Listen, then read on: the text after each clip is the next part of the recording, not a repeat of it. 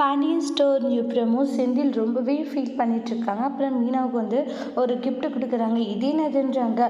எனக்காக தான் முன்னவே புடவை வாங்கிட்டு வந்தல, இது இன்னொன்று நீ ஆசைப்பட்ட ஒன்று அப்படின்றாங்க.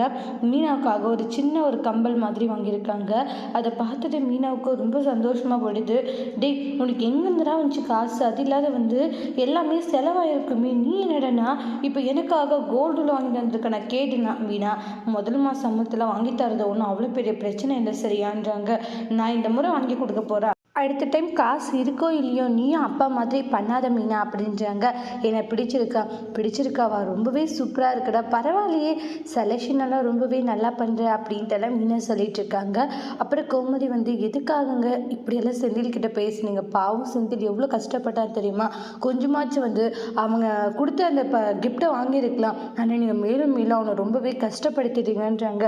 இங்கே பார், இப்போவே தேவையில்லாமல் காசு வீண் செலவு பண்ணால் அது ரொம்பவே இது, அதனால தான் வந்து நான் அப்படி என்ன சொன்னேன்றாங்க. அதுக்காக அவன் மனசு எவ்வளோ கஷ்டப்பட்டுச்சு தெரியுமா, கொஞ்சமாச்சு அடுத்தவங்க மனசு எங்கே கஷ்டப்படுமோன்னு யோசிச்சு பேசுங்க அப்படின்ட்டு கோமதி பாண்டியனை கண்டிக்கிறாங்க. ஆனால் பாண்டியன் இங்கே பார், அவனுடைய நல்லதுக்காக தான் சொல்கிறேன் நான் அப்படின்ட்டு போயிடுறாங்க. அதோட இந்த ப்ரமோ முடிச்சிருக்காங்க. தேங்க்யூ.